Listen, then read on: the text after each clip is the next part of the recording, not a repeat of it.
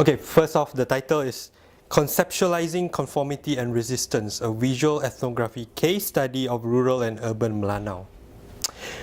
It's a mouthful. So what it is actually, we were trying to see, and by doing a comparison among the Melanau people, whether there's difference, in a way being captured is whether there's difference between the urban Melanau, who a small community is in Kuching, and another one which is in Matu area, which is somewhere near Muka.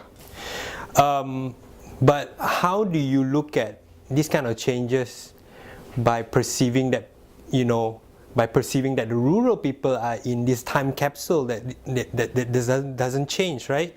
So what I did was, after going through the research and things like that, I felt, and I also discovered from literature that objects, things that people surround themselves with, is a form of a story.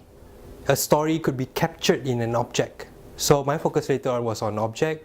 So I basically look into these cultural objects that Melanau people uses in their ceremonies. When a child was born, when a person get married, when they die. So this kind of object, how they still preserve it, and how the object itself also have a different role in people's life. Well, if there is a bad expected results, then there's no point of doing the research, right? But at least I felt to a certain extent, basically seeing what is the agency of object. To some, this might be a very esoteric anthropological concern.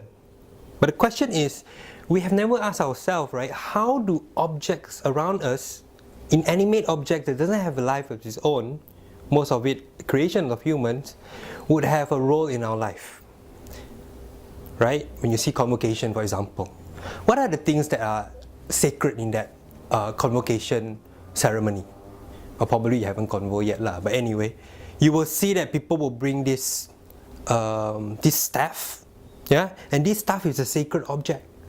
Yeah, and you will see the academics would march behind this staff. Someone would actually carry this big metal rod thing and then slowly place it in front before the ceremony starts.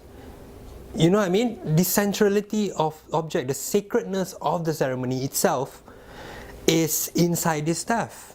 If you see Hari Raya, for example, the person who declare when Hari Raya will happen will also hold one staff. So these are the objects that, basically what I'm trying to see, even though I'm researching on Melanau alone, but on a theoretical level, you can see how objects affect people's life and what kind of role that they play, and how does it signify a certain, the everyday life. But I'm trying to see it on a broader sense, but the example that I gave is more to this personal manifestation of the worth that we put on an object. These are widely discussed by other anthropologists elsewhere as well. Igor Kopitov, Arjun Appadurai. Through the literature you can find out that this has been taught before. But I just want to see it like among the Melanau people, what is this role of these objects? And the special thing about Melanau people is also they have a lot of objects which they are surrounded themselves with. Yeah, they are people of seafarers, they are traders. So in their lives, all this while they have been very cosmopolitan. Whatever things that they have are actually adoption from elsewhere. There are Indonesian sword, for example. There's China porcelain, for example, that they include in a part of their important ceremonies in their life, in their rituals. So, well, I do not have a real expected outcome as of yet, but I'm trying to play theoretically and see what we can come up from the research, basically by looking through the object and how do they treat it and so on and so forth. Yeah. This is my first time embarking in an anthropological study, and I myself are from sociology background. I mean, my main research is on subculture, for example. Yeah, so this is the challenge would be my own exploration into anthropological theory and things like that, and the challenges would also, I guess there's not much because basically you need to learn the language and do the interviews, and I have been getting a lot of cooperation during the research, specifically for this RAG research that I'm talking about. And the future plan is probably to try to find some meeting point with other members of the faculty.